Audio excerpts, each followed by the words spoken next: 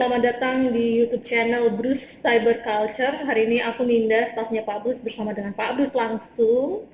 Dan ini podcast perdana kita Pak Bruce untuk mengisi YouTube channel Pak Bruce. Ini kita kayaknya mau membahas yang sedang ngetrend deh Pak. Kebetulan ada berita yang sedang hangat-hangatnya, yaitu server PDN sedang diserang oleh ransomware, Lockbit kalau nggak salah ya Pak. Dan betul. itu minta tebusannya nggak main-main. Ini boleh jelasin dulu nggak Pak, server PDN itu seberapa krusialnya untuk negara? Ya, oke. Mungkin saya jelaskan dulu. Server PDN itu dibuat untuk menggabungkan data-data atau server-server yang ada di bermacam-macam institusi milik negara, mungkin juga termasuk beberapa BUMN dan BUMD juga, yang pasti server-server milik pemerintah daerah dan lain sebagainya, server pelayanan publik, itu idealnya nanti akan digabungkan menjadi satu di dalam server PDN. Dan server PDN sendiri ini rencananya yang saya baca ada di beberapa lokasi, bukan cuma satu. Akan ada di 4 lokasi. Seperti itu. Jadi saat ini mungkin kayaknya baru ada di Cikarang, kemudian akan ada di Labuan Bajo, kemudian di Medan, dan saya lupa yang 2 lagi di mana. Jadi kelihatannya sih nanti akan dibuat beberapa lokasi supaya bebannya juga tidak menjadi terlalu berat di satu lokasi, dan kalau ada kejadian bisa diisolasi sehingga tidak menyebabkan penyelenggaraan negara dan data-data yang harus dipakai itu menjadi macet total, seperti itu. Krusialitasnya seberapa? Saat ini ya cukup krusial karena sudah ada beberapa pelayanan masyarakat yang memang mengandalkan dari data yang ada di PDN. Contohnya adalah imigrasi kemarin, kemudian mungkin Departemen Kesehatan, Dukcapil dan lain sebagainya juga mengandalkan data yang ada di PDN. Oke Pak, ini serangannya kan sedang diberitakan santer banget. Itu boleh dijelasin nggak Pak, biasanya masuknya dari mana? Serangan kayak gitu tuh kayak gimana sebetulnya? Ya, pintu masuknya itu banyak ya. Kalau kita baca memang kebanyakan orang secara garis besar memang menyalahkan user yang main klik sembarangan dan lain sebagainya. Itu hanya salah satu dari pintu masuk seperti itu. Bisa juga dia masuk sendiri, seperti misalnya melewati exploit. Jadi ada satu kegiatan yang namanya kalau dari kita ada dari sisi yang black area, sisi yang jahat itu, kita suka ada satu tim yang pekerjaannya memang seperti melihat-lihat postur cyber security dari satu institusi atau organisasi, kemudian berusaha menemukan titik lemahnya di mana. Pada saat titik lemah itu ada, kita namakan itu exploit ya. Lalu kita akan membuat suatu cara atau merumuskan suatu cara bagaimana caranya memakai exploit itu supaya kita bisa masuk ke dalam organisasi itu, lalu mengambil alih servernya atau melancarkan serangan dan lain sebagainya. Berarti masuknya tuh nggak bisa kalau di film-film gitu yang Pak Bus bilang gitu. Ya itu. Cepet banget kan? Ya itu dongeng gitu. Itu dongeng itu kenyataannya tidak seperti itu. Tidak secepat itu. Apalagi dengan sistem cyber security yang saat ini makin mature, kita hampir semua pelaku industri di dunia cyber di seluruh dunia sekarang semakin sadar bahwa cyber security itu penting. Mereka pasang pagar, pasang sistem pengamanan, monitoring dan lain sebagainya. Nggak semudah itu untuk masuk ke dalam sistem, apalagi sistem milik negara ya. Nggak ada yang mudah menurut saya. Gitu. Itu sebetulnya organisasi kita atau negara kita sebenarnya udah melek cyber security gitu kan Pak. Nah, apakah yang membuat hacker-hacker itu canggih itu, apakah mereka bekerja sendiri atau mereka punya tim atau bagaimana sebetulnya? Ya, memang kita sudah memiliki tingkat kesadaran cyber yang cukup lah ya, at least di regional, walaupun bukan yang paling tinggi, tetapi bukan yang paling rendah juga, sudah cukup lah ya, seperti itu. Tetapi, again, di dunia cyber security saya selalu bilang bahwa di atas langit masih ada langit. Gitu. Itu sama kayak dunia persilatan. Kita nggak ada satu framework atau satu sistem cyber security yang foolproof, yang berani menjamin bahwa sistem saya tidak bisa dibobol orang, tidak bisa terkena serangan cyber attack. Itu tidak ada seperti itu. Satu-satunya cara kalau kamu nggak mau kena cyber attack, yang saya kenal saat ini adalah server kamu dimasukin ke dalam lemari besi, dimasukin ke dalam ruangan, copot kabel networknya, kasih kabel listrik aja. Even kabel listrik pun ada kemungkinan masih bisa masuk tuh seperti Sama itu. aja Ya. nggak dipakai dong. Sama aja nggak dipakai memang seperti itu. Iya. Nah itu satu-satunya jalan seperti itu. Nah tadi menyangkut pertanyaan Mbak Nida bahwa apakah hacker-hacker itu bekerja sama atau tidak? Ternyata memang iya. Oh iya. Ya, jadi ada mafianya ya. Waduh. Ada mafianya di Profesional berarti. sangat profesional dan sangat terorganisir. Jadi yang seperti saya katakan tadi, ada satu tim yang tugasnya khusus hanya melakukan scanning aja. Kayak kita melakukan MRI misalnya di badan kita atau ronsen, lalu Mata-mata dulu. ya lalu mencari titik lemahnya di mana. Oke, seperti itu. Kemudian titik lemah itu diberikan kepada tim yang lain yang bertugas untuk membuat bagaimana cara masuknya, misalnya membuat kunci yang cocok untuk itu. Misalnya sudah ketahuan bahwa oh ini ada sistem dari organisasi A, Windows-nya tidak diupdate, kemudian patch dari firewall-nya sudah ketinggalan zaman, antivirusnya nggak terupdate dan lain sebagainya. Jadi kalau kita membuat virus baru nggak terdeteksi oleh mereka seperti itu. Nah itu ada tim khusus yang bertugas membuat varian virus baru misalnya seperti itu, atau malware baru yang tidak terdeteksi oleh sistem si A seperti itu. Sesudah masuk, lalu ada lagi tim lagi yang mengeksploitasi. Tadi pintu tadi namanya istilahnya exploit kalau di dunia kita. Jadi ada exploit, sesudah ada exploit, kita eksploitasi. Kita eksploitasi, barang saya udah masuk nih ke dalam, maling saya udah saya masukin ke dalam. Apa yang mau diambil? Gitu kan, jangan sampai malingnya masuk, rumahnya kelewat gede, nggak tahu, begitu keluar ibaratnya kita mau maling di satu gedung, yang dapat cuman tong sampah, kemudian kertas bekas, sapu, sama lain-lain sebagainya, kan nggak lucu juga kan, seperti itu kan. Nah jadi data apa yang mau diambil, seperti sebagaimana, kemudian sesudah datanya diambil, dioper lagi nih ke pihak ketiga, gitu. Yang mau dijual apa? Gitu, yang mau dijual apa, seperti itu. Ini data-data yang bisa dijual, ini data-data yang sampah. Misalnya kita ngambil satu file database gede nih, 10 tera. Ada kemungkinan data ini ada data yang berharga, which is data yang 6 bulan terakhir, very up to date. Mungkin ada data yang udah 10 tahun, yang udah mau kadaluarsa, tapi orang IT-nya males ngapus, karena saya punya storage gede lah, ngapain ngapus, capek-capekin, saya bisa mau tahu kepake, diamin aja. Nah itu ada yang memilah-milah lagi, data ini bisa dijual di sini, bisa buat meres ini, data ini bisa buat ekspor ini, dan lain sebagainya. Itu benar-benar kerja. Ada lagi ya, kerja tim. Kemudian sesudah itu ada lagi, yang istilahnya mungkin kayak retailer ya, itu yang menggunakan data itu untuk benar-benar menghubungi si korban, saya punya data kamu loh, kamu bayar saya segini, kalau enggak data kamu saya publikasikan atau saya jual ke dark web, seperti itu. Jadi kalau kita lihat kayak di supply chain management itu benar-benar kayak ada yang dari pembuat bahan baku sampai ke pengecernya nih, udah ada semua. Analisisnya dulu. Ada semuanya. Jadi dan itu tidak berarti satu organisasi ya. Bisa aja organisasi beda-beda. Jadi yang tukang liatin tadi, nge-scan tadi, sama bikin exploit, sama yang meres itu beda. Itu yang pasti sih kita udah tahu ada yang bikin virusnya sendiri satu organisasi, yang suka masang ransomware dan suka meres itu organisasi memang beda. Itu sudah teridentifikasi, itu beda organisasi. Itu tujuannya apa sih Pak? Kayak mereka meminta tebusan ya cukup besar ya untuk Indonesia 131 M. Tapi ketika mereka menjual data-datanya di dark web, itu kayak cuma $1.000, $2.000, itu mereka tujuannya apa sih Pak? Hacker-hacker kayak gitu? Oke. Yang pertama adalah data yang dijual di dark web, satu, itu $1.000 itu ketengan. Oh. Kamu nggak dapat data yang 131 miliar itu enggak. $1.000 itu kamu mau data apa? Ini saya punya data 10 tera nih. Yeah. Saya misalnya mau beli data kartu kredit si A, misalnya kalau ada 10 kartu kredit dengan limit di atas 100 juta yang masih aktif. Nah itu harganya $1.000. Padahal dia total misalnya punya 200.000 seperti itu. Dan dia bisa jual, dan pada saat dia jual data kartu kredit, of course yang dia jual ke A sampai ke B sampai ke C, kalau masih ada, ya itu dia akan jual yang beda-beda. Supaya apa? Supaya mereka menjadi repeated customer. Kartu kredit yang saya beli dengan harga $1.000 bisa saya pakai $10.000 selama berbulan-bulan, misalnya seperti itu. Itu yang pertama. Yang kedua, mungkin memang tujuannya bukan financial, tujuannya hanya bikin kacau.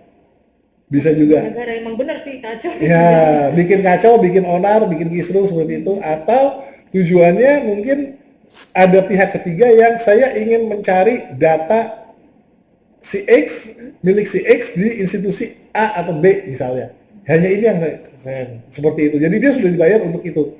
Pada saat dia ngambil data itu, sekalian aja dia udah ambil semua. Karena effortnya dia untuk ngebobol pintu dan masuk ke dalam, dan ngambil misalnya 10 megabyte of data yang dipesan sama si orang ini, sama ngambil 10 tera, itu hampir sama effortnya.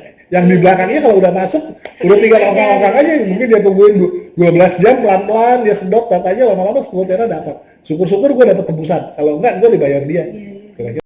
Ini saya baca-baca ini Pak, komenan netizen nih, banyak banget yang komen ya intinya menyalahkan dan mengkritik petinggi-petinggi di BSSN, di Kominfo, terus ada kemarin sempat BSSN sempat dipanggil DPR kan, itu dibilang sebuah kebodohan oleh DPR. Menurut Bapak gimana nih? Saya juga baca tuh komen-komennya memang ya mostly mungkin tidak mengerti bahwa cyber security itu bukan tanggung jawab satu institusi atau satu orang atau satu petinggi atau satu orang. Ini adalah kerja tim seperti itu. Sama seperti keamanan suatu masyarakat kan, nggak mungkin polisinya aja yang kita tanggung jawabin. Kalau ada maling kita kan nggak nyalahin, ada tukang copet di pinggir jalan kita nggak nyalahin polisi kan, gitu. Seperti itu kan, nggak mungkin kita nyalahin polisi yang ada tukang copet di pinggir jalan. Jadi itu adalah kerja tim di mana seluruh masyarakat, semua pihak yang merasa dirinya terhubung dengan internet dan dunia cyber itu memiliki andil walaupun kecil dalam suatu proses terjadinya security breach di suatu organisasi seperti itu. Jadi saya agak kurang setuju kalau itu dibilang kebodohan, karena memang saya sempat kenal juga beberapa member di tim di BSSN, mereka sangat qualified sekali, mereka adalah orang-orang yang highly kompeten seperti itu. Tetapi again, ceritanya yang saya katakan, kenapa masih kebobolan, ada beberapa aspek juga. Yang pertama yang saya katakan tadi, kalau di dunia yang jahat itu, semua orang bekerja sama. Ya, tadi saya katakan tadi, kita punya, misalnya ada mahasiswa nih, mahasiswa aja, iseng, saya bikin tugas akhir mengenai profil cyber security satu organisasi A. Waktu saya lakukan port scan dari luar, ternyata saya menemukan bahwa titik lemahnya A, B, C, D, E, seperti itu. Dalam hitungan jam, si mahasiswa ini biasanya sudah menyebarkan di dark web bahwa organisasi A di negara ini, titik lemahnya adalah ini. Kemudian ada orang lain yang melihat ini, lalu memakai kesempatan, bagaimana supaya saya katakan, membuat kuncinya. Lalu hitungannya mungkin hari, tadinya sudah ada 5 titik lemah, besoknya udah keluar. Kalau mau masuk di A, pakailah kunci saya A1. Kalau mau masuk di pintu B, pakai kunci saya kunci B2 atau B3, C, D, E, dan lain sebagainya. Kemudian seminggu kemudian sudah keluar lagi instruksinya secara mendetail, gila banget. Jadi karena nggak semua orang bisa pakai kunci kan, karena siapa tahu kuncinya ada yang model kunci pakai kunci kombinasi, ada istilahnya kunci fingerprint, kunci digital, kalau ibaratnya saya ibaratkan dengan kunci. Nah, bagaimana dengan cara menggunakan exploit ini dengan kunci yang ada supaya bisa masuk ke dalam, seperti itu. Itu sudah ada cookbooknya istilahnya. Jadi kita orang yang bisa, let's say misalnya satu orang dengan pengalaman komputer yang tidak terlalu canggih, asal dia bisa Linux saja, seperti itu sudah bisa melakukan penetrasi ke organisasi tersebut jika organisasi yang bersangkutan tidak melakukan tindakan preventif setelah segera mungkin setelah exploitnya disebarkan di dark web, misalnya seperti itu. Nah, Anda lihat di dunia yang jahat, semua orang bekerja sama nih. Seperti di film-film gitu ya? Ya, semua orang bekerja sama. Banyak timnya dan bekerja sama dan makin bangga. Karena makin saya bisa membobol organisasi yang makin besar, kredensial saya kayaknya makin naik, saya makin jago kan, seperti itu. Dan disebarluaskan. Sementara di dunia yang baik, apa yang terjadi? Salah-salahan dan ngumpet. Kalau kita kena serang, kita malu untuk menyebarkan karena satu, prejudis masyarakat juga begitu. Dua, culture-nya tidak membiarkan kita menyebarkan. Yang ketiga, memang tidak ada peraturannya bahwa yang mengenforce bahwa pada saat Anda terkena serangan, Anda harus melaporkan sesegera mungkin. Di Singapura dan Amerika sudah ada. Di sini saya lihat belum ada, ya, seperti itu. Itu membuat serangannya makin parah. Kenapa begitu? Let's say misalnya saya diserang oleh terkena serangan cyber. Tim saya sudah mengidentifikasi dari hasil penyelidikan awal, diberikan kesimpulan bahwa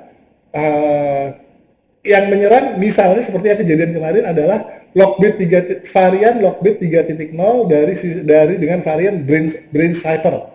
Itu yang sudah dikomunikasikan. Tetapi datanya belum lengkap. menyerangnya lewat mana, port nomor berapa, sistem operasi apa yang diserang, seperti itu belum lengkap. Jadi jika ada orang lain yang kena serangan, dia cuma tahu bahwa oh ada organisasi lain kena serangan, dia hanya cuma tahu bahwa oh ada Lockbit versi baru Brain Cipher 3.0. Tapi apakah dia bisa menyerang di firewall tipe A, tipe B, tipe C, apakah Windows operation, apa Linux operation yang seperti apa, versi berapa, segala macam. Nah itu seharusnya menurut saya sebaiknya memang disebarluaskan, kalau juga sudah ada datanya, disebarluaskan secepat mungkin supaya kita semua yang lain bisa menangkal serangan tersebut, bisa tahu cara penangkalannya bagaimana, kuncinya bagaimana supaya maling itu nggak masuk lewat lubang pintu yang sama. Sebenarnya ada tips nggak untuk mencegah adanya cyber attack? Harus selalu update dengan teknologi di dunia yang baik dan dunia yang jahat. Itu selalu, karena kejar-kejaran. Kita pasang pagar, tinggiin pagar, yang sana malingnya tinggiin tangga, kan begitu kan, seperti itu. Pak, kita tinggiin pagarnya lagi, tangganya ditinggiin lagi, itu nggak ada batasnya, seperti itu. Bisa menghindarkan hacker untuk tetap ada lah ya. Betul, kita harus punya mata juga, apakah organisasi kita itu menjadi targeted attack atau enggak, punya potensial targeted atau enggak, seperti itu. Kemudian harus sadar aset-aset yang ada di lingkungan kita seperti apa, aset mana yang harus dilindungi secara biasa-biasa saja mungkin karena tidak terlalu krusial, mana yang harus dilindungi secara sangat berlapis istilahnya. Kalau di framework ada istilahnya defense in depth. Jadi defense in depth itu adalah kita menerapkan untuk satu aset yang sangat berharga, kita melakukan 4 atau 5 layer pertahanan seperti itu. Nah itu mana yang dilakukan seperti itu kita harus tahu. Selain juga harus selalu menyebarkan culture kita, taat pada framework, kita selalu paling enggak peraturan-peraturan yang sudah ada, framework yang sudah ada itu kita taati, jangan di bypass, karena pada saat di bypass akan menyebabkan tingginya security breach ya, seperti itu. Ada kemungkinan terjadi security breach pada saat ada prosedur yang seharusnya kita jalankan tetapi di bypass. Kira-kira seperti itu. Ya, nih Pak, sekarang untuk orang awam yang kita apa-apa sekarang sudah digitalisasi, semuanya pakai gadget, kira-kira ada nggak sih dampaknya ke kita sebagai orang awam atas kebocoran data PDN itu? Secara langsung saya lihat sih belum ada ya, karena saya tidak terlalu yakin bahwa ada data finansial disimpan di situ dari mungkin bank-bank plat merah yang cukup besar itu. Sepertinya mereka by OJK harus masih memaintain database mereka sendiri seperti itu. Tetapi ya paling yang kalau kita menjadi korban adalah pelayanan publik kalau kejadian lagi seperti itu, ada jadi lama seperti itu. Dan mungkin kalau boleh kasih saran mungkin ya, biasanya kan kalau kita orang awam respons kita apa ya pada saat terjadi seperti ini kan, seperti itu ya. Ngamuk sih Pak. Ngamuk, tapi kalau kita nggak dirugikan secara langsung ini sebetulnya buat apa juga gitu kan. Iya, tapi karena kan isunya kan itu ada data KTP, bahkan ada data kesatuan polisi gitu, kayak betul. Itu kayak keamanan banget gitu nggak sih Pak? Takut nanti tiba-tiba Indonesia dijajah. Nggak nyampe ke situ kan ya? Belum nyampe ke situ sih benar. Ya data kesatuan polisi mungkin hanya berguna untuk orang-orang yang benar-benar mau pakai ya, mungkin teroris dan lain sebagainya. Jadi tahu di provinsi A itu berapa peleton, di sebelah B berapa peleton dan lain sebagainya. Di luar itu most of us kita nggak pakai kali ya. Kita kalau sebagai orang awam, kita nggak. Nick kita gitu mungkin. Ya nick mungkin, tapi kalau ia punya nick aja mau dipakai buat apa ya, seperti itu. Tapi memang secara prudent ada hal-hal yang harus dilakukan. Jika misalnya ada sial banget ada di antara kita yang menjadi targeted attack, atau mungkin bukan targeted, saya bilang coba-coba ada orang yang coba-coba dengan data yang sudah terlanjur keluar melakukan serangan ke kita, mungkin serangan ke akun sosial media kita dan lain sebagainya, seperti itu. Dengan data-data yang ada bisa breach, bisa masuk gitu. Nah, biasanya sih yang saya sarankan adalah kita mengganti PIN kita di sosial media, password kita ganti, kemudian aktifkan two-factor authentication di semua e-banking kita, mobile banking kita, jika memungkinkan, jika ada. Saya rasa hampir semua mobile banking dan e-banking sekarang sudah memiliki two-factor authentication ya, seperti itu. Aktifkan, jangan males-males, satu step lebih lama, tapi itu bikin 20 step lebih lama untuk orang yang mau masuk ke sistem kita ya, seperti itu, bikin hidup mereka lebih sour. Kemudian jangan lupa juga tambahkan recovery account jika memungkinkan. Jadi jika sampai account sosial media atau account lain diambil alih oleh orang, proses recovery-nya nggak sampai memusingkan kepala. Jangan sampai kita ibaratnya recovery account aja nggak punya, jadi mesti datang ke bank yang bersangkutan, kemudian produce kartu keluarga, KTP dan lain sebagainya, kan jadi lama lagi ya seperti itu. Nah itu biasanya saran yang saya lakukan, yang hal-hal yang prudent yang sebaiknya kita lakukan di saat-saat ada data breach bocor seperti ini. Karena ini nggak langsung, saya katakan tidak langsung berdampak kepada kita, karena yang bocor kan pusat data nasional. Pak, ini ada berita terbaru, Ibu Sri Mulyani, pemeliharaan pusat data nasional makan anggaran 700 M.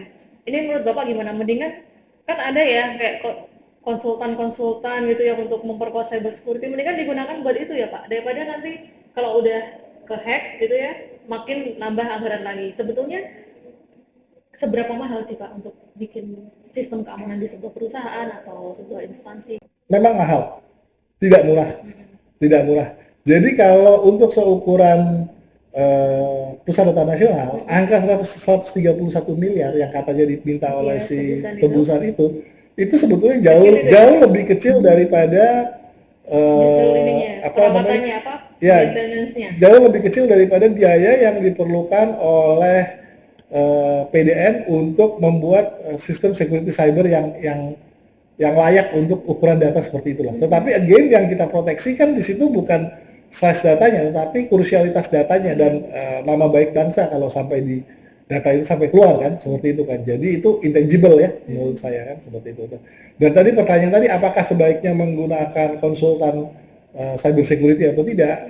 Menurut saya itu bisa alternatif yang bisa dipakai seperti itu. Jadi mungkin bisa menekan cost. Selain konsultan cyber security, of course tentu saja mereka memang sangat spesialisasi ya. Dan ada yang spesialisasi di mempertahankan sistem, ada juga yang terspesialisasi di recovery, jika sudah terjadi recover seperti apa. Ada juga yang di istilahnya cyber forensik. Cyber forensik juga perlu pada saat breach-nya sudah terjadi, kita kan mau tahu nih apa namanya, mereka masuk lewat mana gitu, apa yang terjadi, data apa yang diambil, kemudian data yang diambil ini disebarkan di mana aja. Nah itu yang jago adalah orang cyber forensik, dan itu memang spesialisasinya di dunia cyber security pun beda-beda. Kita bukan Superman di sini, kita ngerti semua dari A sampai Z, kita ngerti semua, enggak seperti itu juga. Jadi tetap harus kerjasama, tetap harus kerjasama seperti itu. Dan memang kan kalau nggak salah di BSSN juga sudah ada tim CISEP juga, Cyber Security Incident Response Team, yang melibatkan tim-tim atau tim-tim cyber security dari organisasi-organisasi yang memiliki kemampuan dan spesialisasi yang berbeda-beda. Ya, itu bisa diperdayagunakan juga, mungkin diperluas scope-nya, saya sarankan untuk menjaga aset-aset cyber security negara lah ya, seperti itu. Bukan cuma tadinya menjadi response team, tapi menjadi preventive team. Kalau response team kan istilahnya sesudah ada serangan baru diturunkan nih, ya kan. Nah ini menjadi pagernya juga gitu. Istilahnya kalau di dunia cyber security menjadi SOC-nya lah, Security Operating Center, yang mengamankan perimeter security dari aset-aset terutama milik negara ya. Kita sebagai orang awam seberapa perlu khawatir nggak Pak?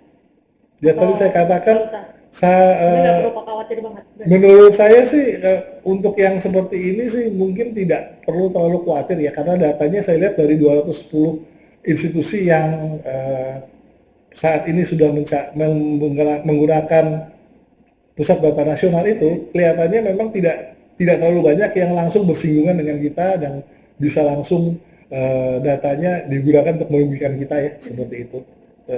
Ya mungkin yang agak berbahaya kalau data sertifikat tanah sampai keluar bisa dialter atau bisa digunakan, bisa dibikin palsunya, kemudian dipakai tanah kita secara nggak sadar, mungkin aset kita dipakai untuk jaminan di pihak bank dan lain sebagainya. Nah itu kan jadi panjang. Hal-hal seperti itu mungkin ya itu bahaya. Tapi saya melihat kemungkinannya ke situ sih belum terlalu banyak ya, masih agak lama ya seperti itu. Jadi dari data tersebut tersebar sampai bisa dipergunakan oleh si retailer, bisa didaya gunakan untuk menyerang institusi atau orang tertentu, itu butuh waktu mungkin 2 atau 3 bulan ya, nggak bisa datanya kesebar langsung besoknya udah banyak korbannya, udah banyak. Ada yang mau disampaikan lagi nggak Pak? Untuk misalnya untuk CISO, untuk instansi-instansi yang sebetulnya butuh cyber security, untuk kita orang awam? Ya, mungkin untuk orang awam sih, saran saya sama seperti tadi ya, kita harus selalu tertib menggunakan positive cyber culture. Seperti itu. Positive cyber culture itu apa? Yaitu selalu berusaha melakukan hal-hal yang sesuai norma di dunia cyber. Contohnya adalah jangan terlalu sering membuka forward attachment yang kita nggak tahu, karena bisa jadi attachment yang kita nggak tahu itu ada malware-nya dan lain sebagainya. Sementara Oke, cukup sih Pak untuk pembahasan tentang VPN ini yang sempat menghebohkan masyarakat. Itu aja, aku Ninda dengan Pak Agus. Terima kasih Pak Agus. Kita besok sering-sering podcast supaya masyarakat Indonesia lebih melek digitalisasi itu juga harus aman supaya mencegah dari hal yang tidak baik seperti itu. Itu aja sih Pak. Ya, dari saya mungkin ada tambahan kalau ada yang berminat mau ngobrol-ngobrol mengenai cyber security atau mungkin mau bicara mengenai IT solutions juga mengenai organisasinya, boleh private DM saya, ada di bawah di YouTube, silakan nanti akan saya respons seperti itu mau tanya-tanya aja apakah saya perlu nggak sih beli peralatan cyber security seperti A, B, C atau apa yang harus saya lakukan untuk mengamankan organisasi saya. Kalau mau sekedar DM silakan, langsung saya tanya kayak apa. Kalau kita berdiskusi monggo silakan. Oke, terima kasih sudah menonton Gurus Cyber Culture YouTube channel Pak Agus. Sampai jumpa semuanya. Bye.